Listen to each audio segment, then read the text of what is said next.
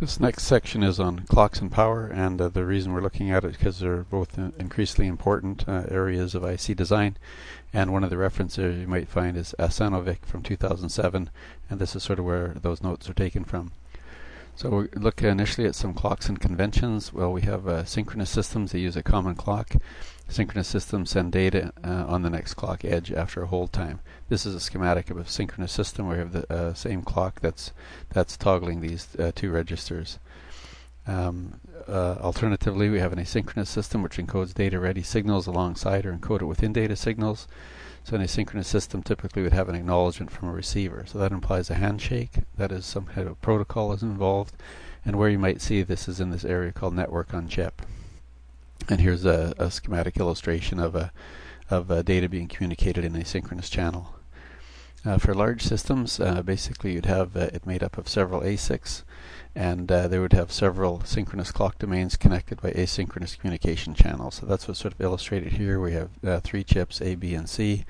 We have 2 clock domains in chip A, and then there's a asynchronous communication channel between the clock domain in chip A and the clock domain in chip C, or the same clock domain that would span 2 chips. We're basically going to look at just the internals of one clock domain.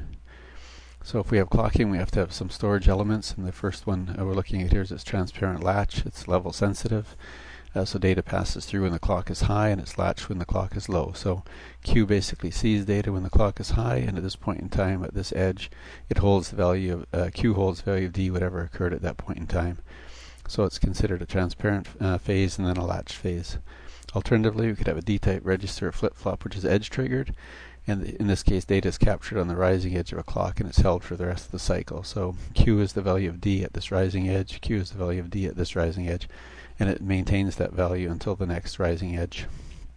So you can also have latches that are transparent on clock low or negative edge triggered flip-flops. So some of the timing constraints we might consider when we look at flip-flops. Here, for example, is our clock, and we have our input D, and then we have our output Q. And basically we have a clock to Q, and it's defined by a minimum time and a maximum time. And this allows us to get a better understanding of the propagation and the impact of the propagation delay from Q to D at the clock edge. So at this point in time, basically we have an output that's undefined. We also have, for a flip-flop setup and hold times, these define a window around the rising edge of the clock during which data must be steady to be sampled correctly. So in this particular case, the data has to be steady for the setup time, and it has to be held for the hold time. So we have some timing constraints now. In this particular picture, we have 2 register banks which are clocked synchronously, and combinational logic between the two. And the combinational logic will have propagation delay of a minimum and a maximum time. So it's a single clock with edge-triggered registers, and that's very common in standard cell type of ASICs. So here's a slow path timing constraint. We're saying that their cycle time has to be greater than our clock to Q maximum, and the propagation delay through the combinational logic block, as well as the setup time for the flip-flop. So you can always work around a slow path by using a slower clock.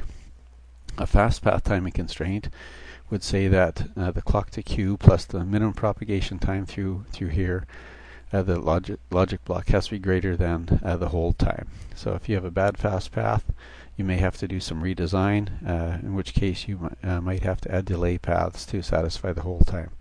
So basically you add delay so that into the logic perhaps, so that you'd end up satisfying the hold time. And next we're going to look at clock distribution.